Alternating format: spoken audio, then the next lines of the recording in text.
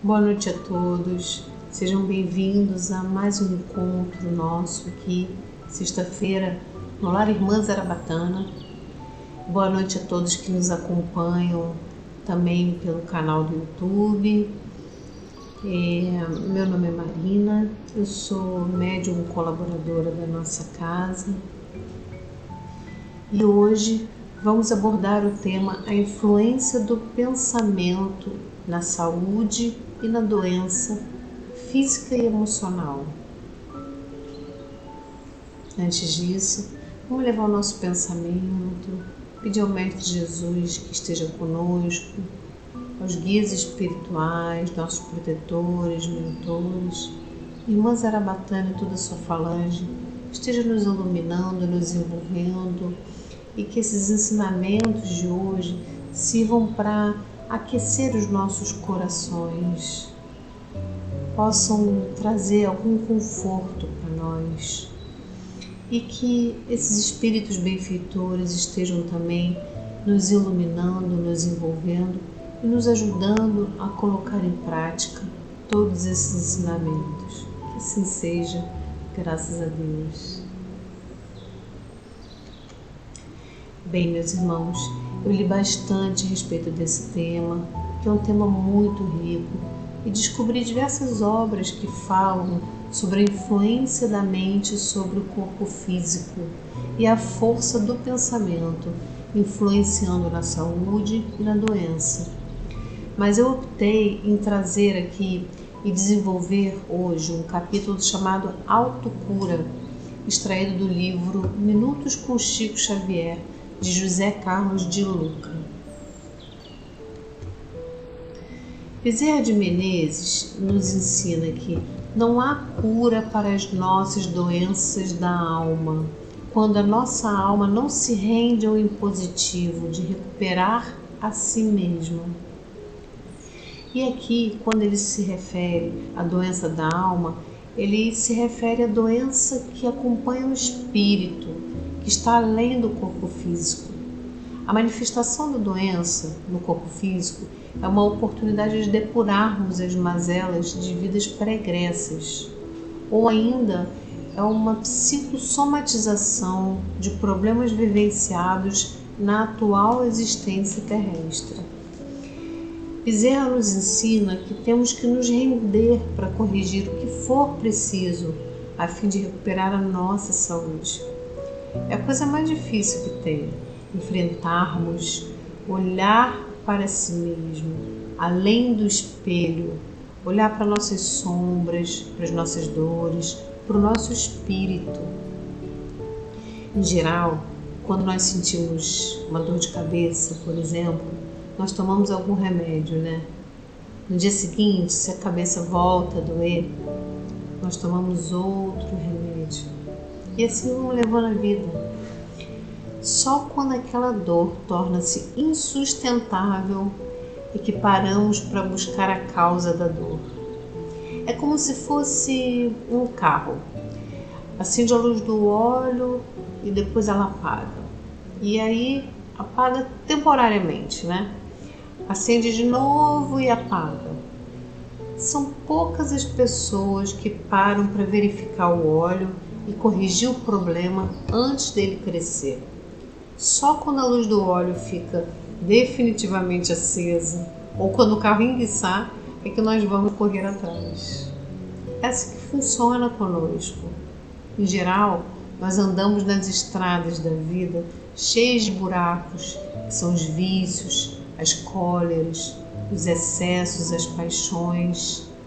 Aí vamos ao médico, identificamos o problema, fazemos um tratamento e logo em seguida voltamos a andar pelas mesmas estradas e cair nos mesmos buracos, vícios, excessos, paixões. A gente não entende que é melhor andar por estradas pavimentadas do perdão, da compreensão, da compaixão, da fraternidade. A gente demora a entender que as perspectivas de vida precisam ser modificadas. É preciso mudar a nossa compreensão sobre a real oportunidade de estarmos aqui, encarnados vivendo no plano físico.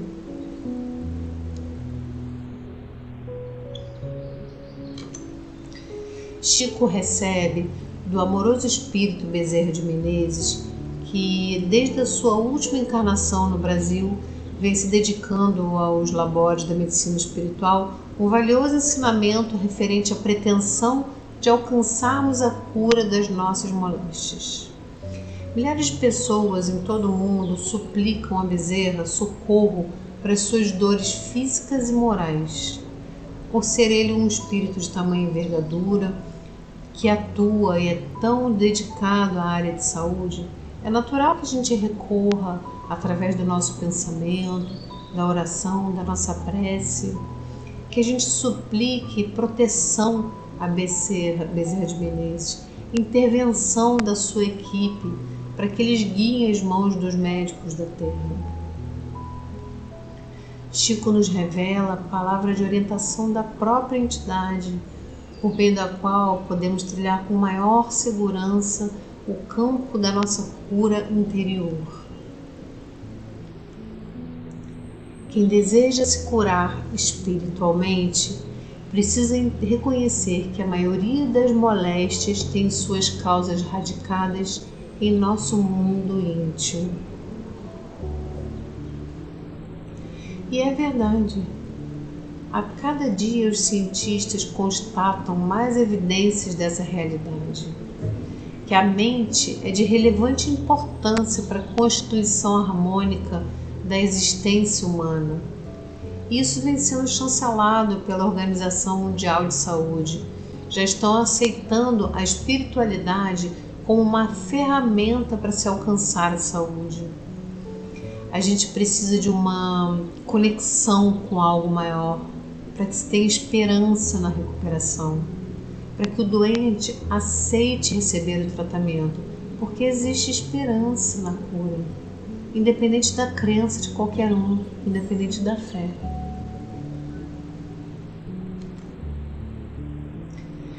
A irritação, a cólera, a leviandade e a maledicência, a crueldade e a calúnia, a irreflexão e a brutalidade, a tristeza e o desânimo produzem elevada porcentagem de agentes destrutivos da nossa harmonia física e mental.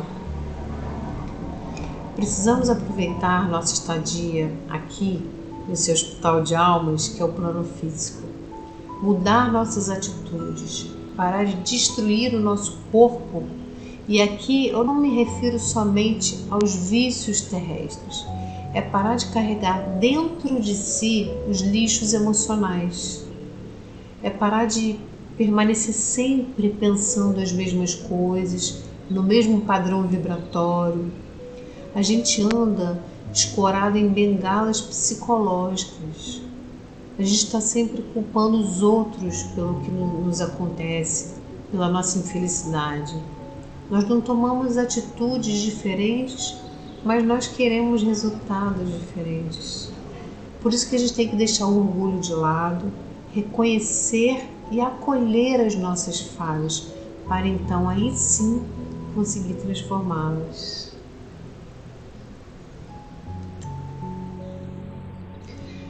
Joana de Ângeles nos ensina que o pensamento desempenha uma função importante no conjunto existencial do ser humano, percorrendo todas as células, particularmente as células do sistema nervoso simpático, que mantêm um intercâmbio com as células do sistema imunológico. Então, o espírito, através do pensamento que ele cultiva, ele está sempre enviando mensagens de variado teor a todos os setores do nosso envoltório físico, que é o nosso corpo físico, no qual esse pensamento se manifesta. Quando essas emissões são constituídas de ideias otimistas, pacificadoras, alegres, surgem respostas saudáveis no corpo, que se mantém preservado. Mas, quando essas emissões são carregadas de energias deletérias, depressivas, inconformistas, perturbadoras, Os efeitos apresentam-se no nosso corpo físico. Eles agridem as defesas do corpo físico e desequilibram a nossa saúde. Então, são os nossos sentimentos, as nossas emoções e os nossos comportamentos, todos desencadeados pelo nosso pensamento, que adoecem o nosso corpo físico.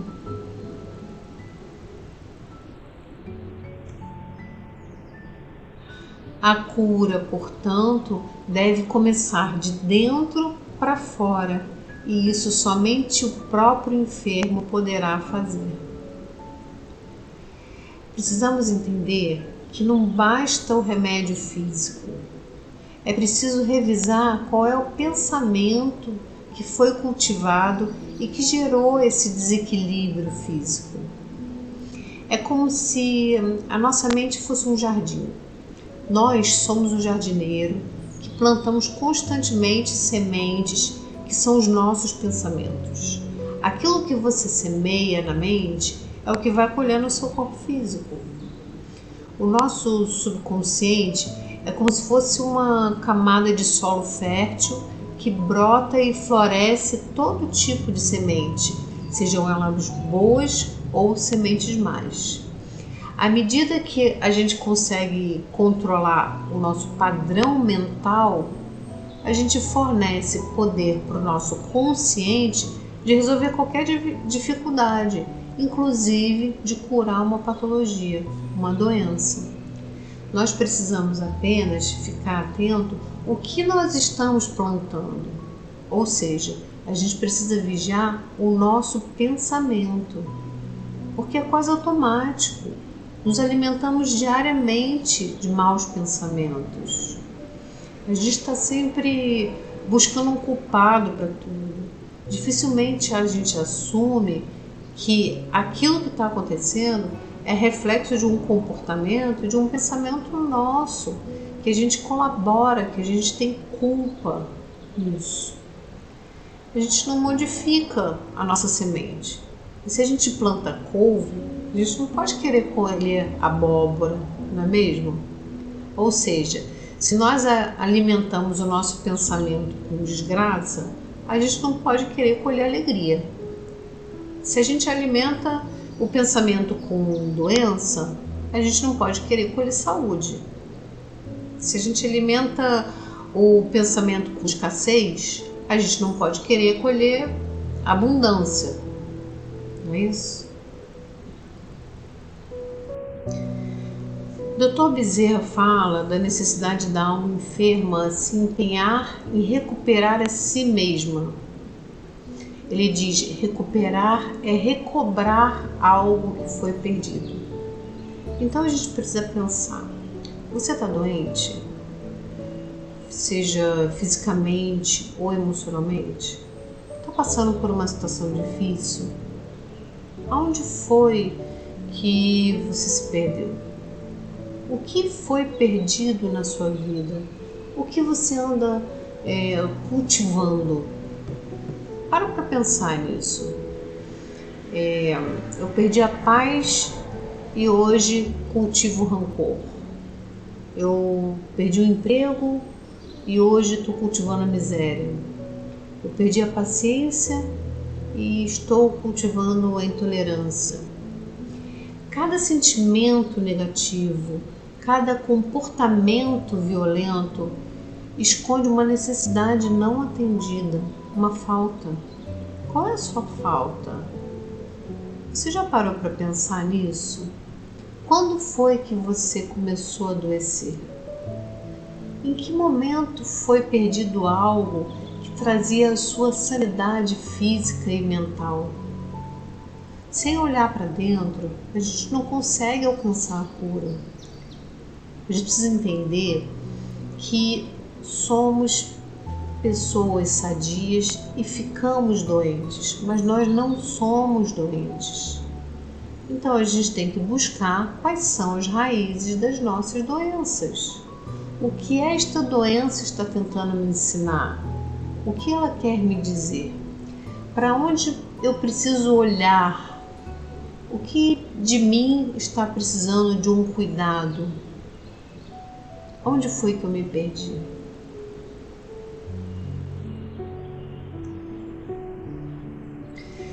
Quando mergulhamos na faixa do egoísmo, com todas as derivações de orgulho, vaidade, inveja e arrogância, nós perdemos provisoriamente a conexão com a nossa essência divina, amorosa e boa, mantenedora da nossa saúde física.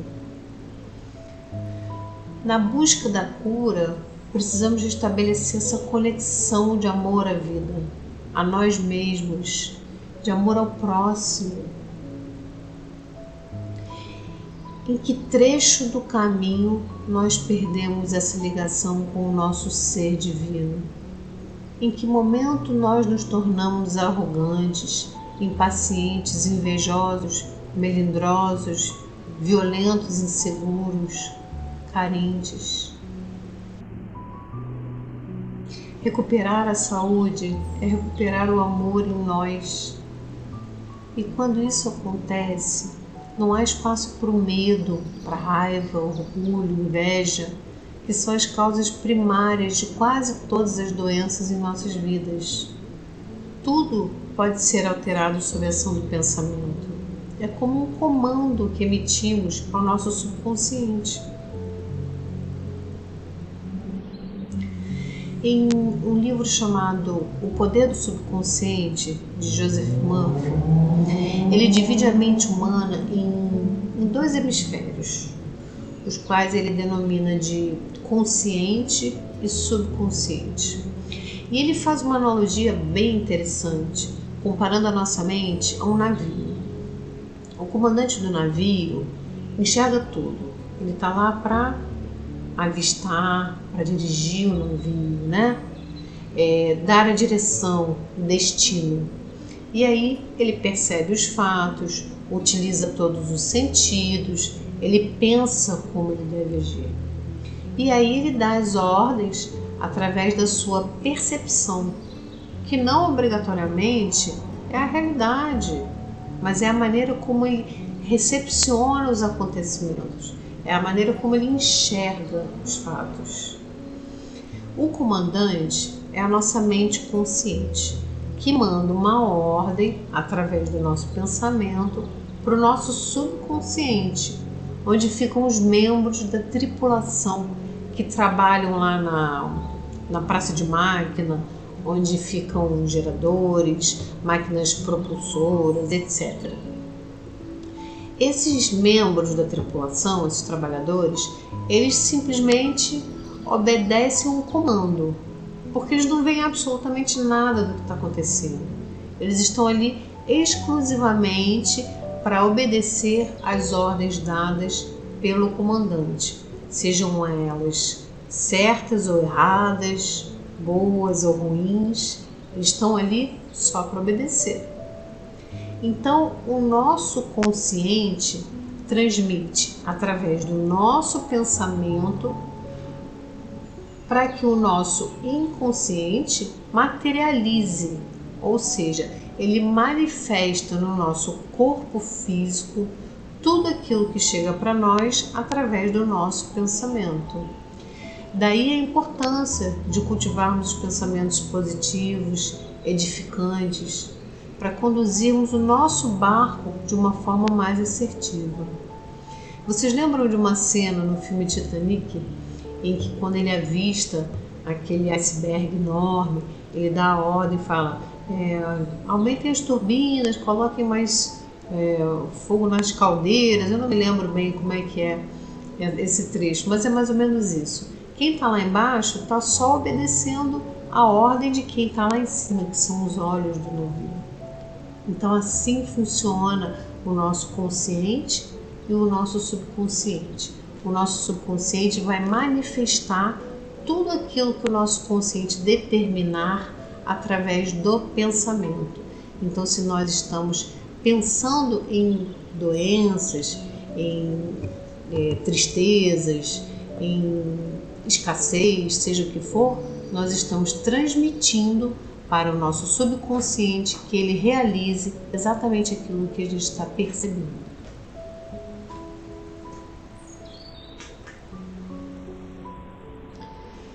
Jesus de Nazaré, ele afirmou que felizes são os mansos, os misericordiosos, os humildes, os de coração puro, os que promovem a paz, os que cumprem a vontade de Deus.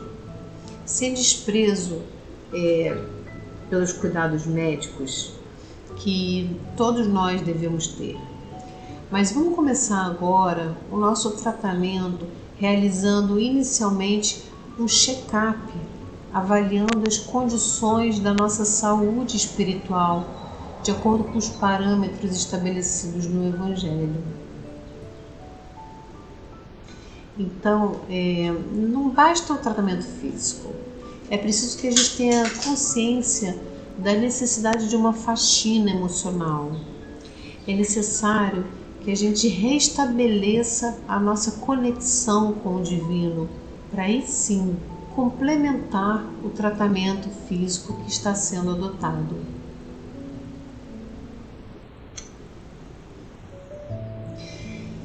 Estamos com os exames e a receita nas mãos. A cura vai por nossa conta.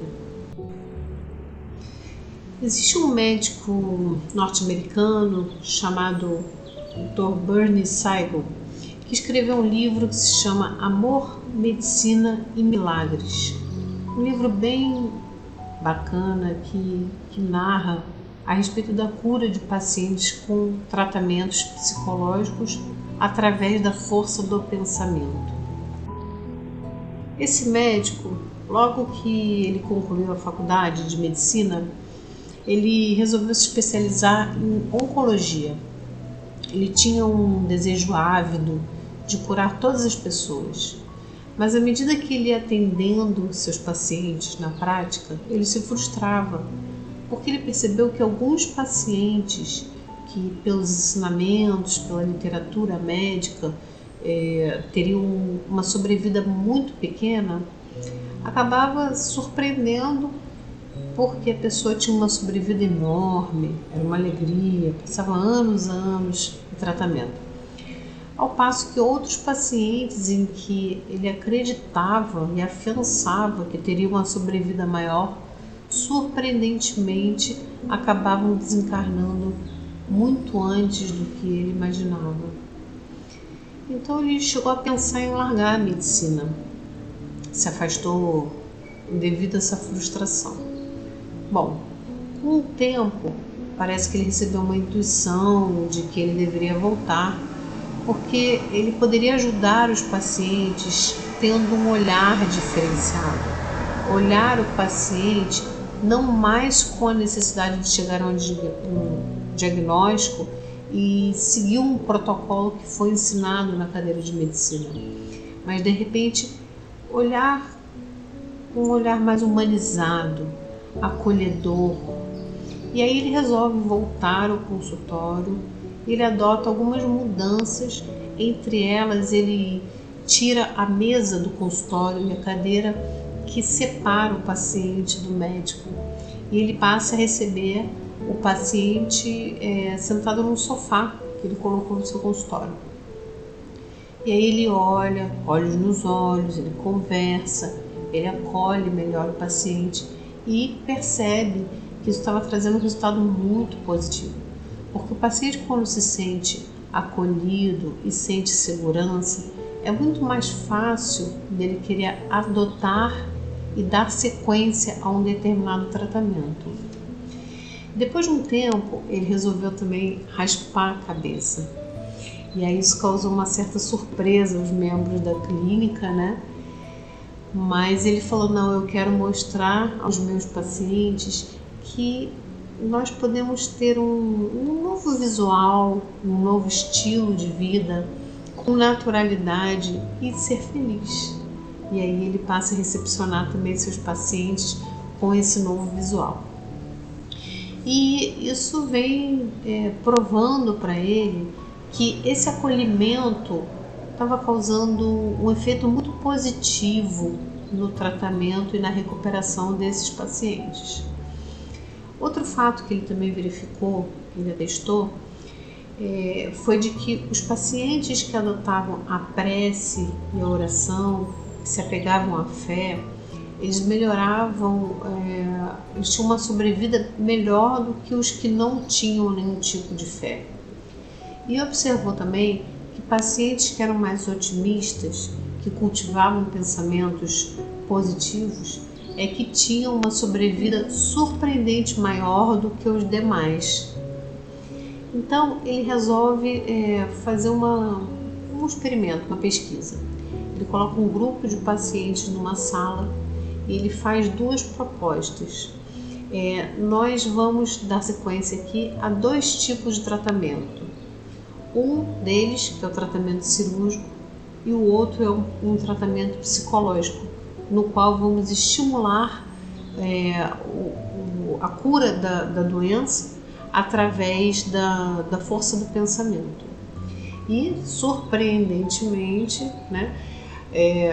80% dos pacientes optaram pelo tratamento da cirurgia. Por quê? Porque ninguém quer sair da sua zona de conforto, ninguém quer movimentar aquilo que a gente esconde, as nossas sombras, aquilo que a gente guarda debaixo do tapete. Então não adianta a gente querer se curar se a gente não quer modificar os nossos velhos hábitos. É a mesma coisa de comparecer numa casa espírita. Não adianta comparecer numa casa espírita toda semana se você não estiver disposto a expandir a sua consciência e mudar a sua perspectiva de vida, se livrar dos velhos hábitos, as suas percepções da vida, né? Nós estamos incessantemente buscando soluções complexas, tratamentos complexos, quando muitas vezes a solução é tão óbvia, surpreendentemente ela está na nossa frente e a gente não consegue enxergar. A solução pode estar num pedido de perdão, na aceitação de desculpas, ou na aceitação das diferenças entre as pessoas, inclusive dentro de casa. Pode estar na compreensão de um filho que tem atitudes que nós não concordamos, ou talvez na aceitação daquele pai, daquela mãe que só deu aquilo que ele tinha para dar. E as pessoas passam o resto da vida buscando e exigindo aquilo que elas não tiveram, mas não conseguem enxergar que os pais nos deram a nossa vida, a oportunidade da gente estar aqui, encarnado, que é o que a gente tem de mais valioso hoje. E cabe a nós, agora, fazer o melhor que nós pudermos, nos libertando desses pensamentos densos que nos fazem adoecer, abrindo a nossa mente, expandindo a nossa consciência, contemplando o que há de mais belo, contemplando a natureza, ainda que toda essa dor que você sinta seja causada por uma frustração, uma separação, uma perda, ou que seja causada por algum tipo de diagnóstico, uma moléstia física. Pensa que isso não é um castigo para o ser humano. Nós não nascemos para sofrer. Lembre-se que tudo passa. E Deus está conosco, a espiritualidade também. Basta que a gente consiga se conectar com ela, elevando a nossa vibração, se libertando desses pensamentos deletérios que nos destroem, que nos fazem perecer. Lembremos que somos todos seres em evolução, estamos aqui para aprender. E todas as vezes que a dor te visitar, não se revolte. Tenha paciência. tente auxiliar o seu organismo, tente compreender o que está acontecendo. Afinal de contas, nada acontece por acaso, absolutamente nada, nenhuma doença, nenhum encontro familiar. Tudo isso foi muito bem arquitetado no plano espiritual, de acordo com a nossa necessidade evolutiva. Então, saibamos compreender e aceitar isso, e através da resiliência que a gente possa unir os nossos pensamentos positivos em busca da cura, transformando cada célula como o maior, nos tornando como o melhor comandante do nosso navio. Eu coordeno e determino que cada célula do meu corpo funcione de uma forma totalmente harmônica, sadia, porque eu mereço ser feliz, porque eu e você somos um belo projeto de Deus, somos um projeto de um anjo em construção. Que nós tenhamos sabedoria e amorosidade para traçar a nossa caminhada e a nossa construção da forma mais suave possível, mantendo o pensamento sempre muito elevado. Muito, muito obrigada pela atenção de vocês e até a próxima.